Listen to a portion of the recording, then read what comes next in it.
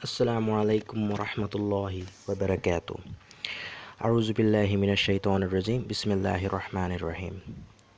So, in my last audio, I talked about what is Islamic entrepreneurship and what that entails, and what are the most important things that you should keep in your mind before starting an Islamic business online. So in this video, I'm going to talk about the three basic rules that you should follow, that you should have in your mind when you are trying to set up a new online Islamic business. And the reason that I want to talk about this is because a lot of Muslim marketers, they don't understand, they understand this, but they don't try to implement on these rules, right? They don't follow these rules, and as a result, even though they say that their business or business is halal, but if you look at these three basic elements of their business, you will see that no, it's against the Islamic guidelines of business and marketing.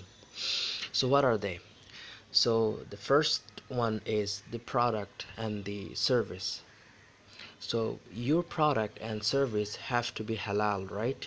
And it's very important. I mean, no matter what product and service you are selling to, or service you're providing to your clients, it should be halal, right? It should be something that should be according to the Islamic guidelines.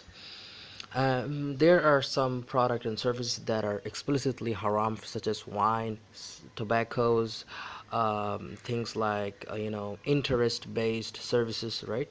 But there are also some products and services which you're confused about. You're thinking, okay, I don't know if this is haram or not because I have heard that particular product is haram, but now I feel that it's halal. So if you have this confusion, it happens a lot of the time, it's better to go to an mufti or an alim where you can consult with an expert and try to understand that whether that product or service you're trying to selling is haram or halal, because it's very important, right? You have to start off on the right ground, on the right place, right? You cannot start on something haram. So that's very important. The second thing is very important. I consider it very important, and that is Islamic marketing. So, what is Islamic marketing? Let me give you an example. I have seen a lot of clothing stores such as hijab, khimar, all that stuff. They sell. There are some online businesses that sell such clothes. And what I seen is that yes, it's halal. I mean, selling hijab, khimar is alhamdulillah good.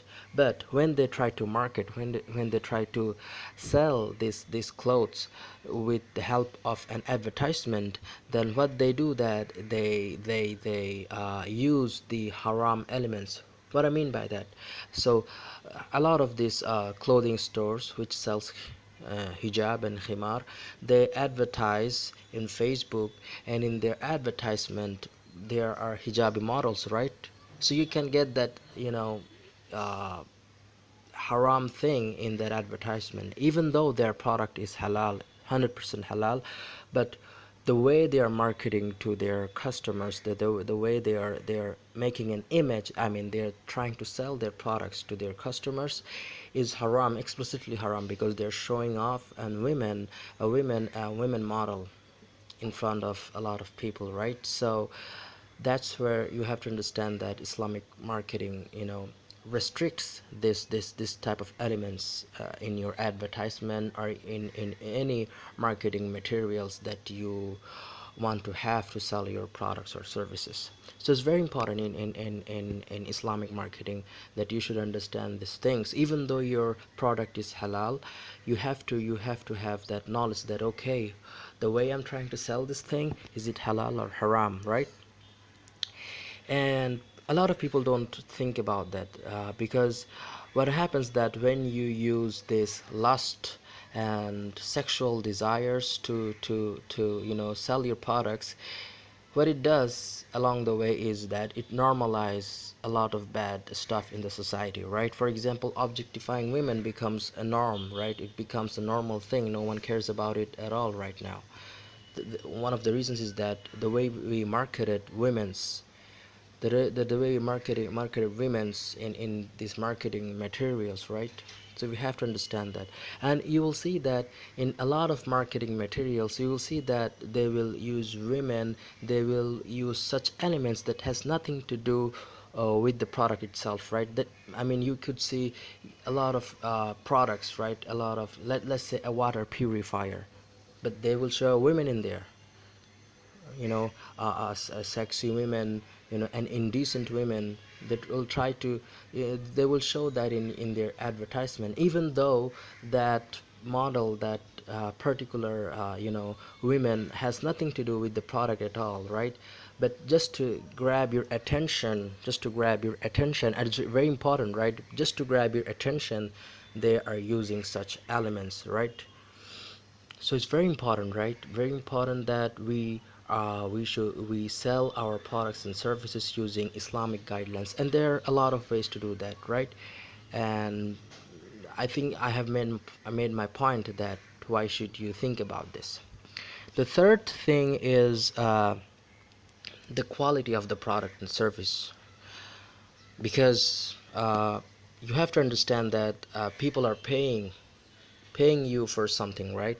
And if your product it is halal and you have marketed your product in a halal way, but still if your product don't deliver its quality, because people have paid for that, so if it does not, you know uh, just give the quality that it's supposed to give, then it's also haram, right? It's also haram. It's a kind of deceiving with your customers.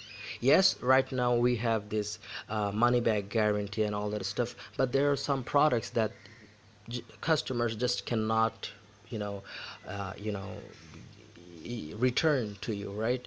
So the quality of your product should be very good. I mean, according to the worth, the money that your customers has paid. For example, there are some Arabic courses which is halal, and they sold you with Islamic guidelines. I mean, they sold you using Islamic marketing, but when it came to the quality of the Arabic course, it wasn't good at all, right? So you can see a kind of deceiving in this in this rule that you're not delivering the quality that is supposed to give, right? So again, to recap, the whole thing is there are three important elements, important aspects of an Islamic business. Number one is the product, or the service have to be halal. The second thing is your marketing, the way you're selling your advertisement should be halal, and the quality should be good. That should be according to the money that people are paying for. So these are the three very important uh, aspects of Islamic business that you should have in your mind before starting your Islamic business. So that's all for today. I hope you guys have benefited from this particular conversation. If you did, then please subscribe and like this video. Assalamu alaikum wa rahmatullah.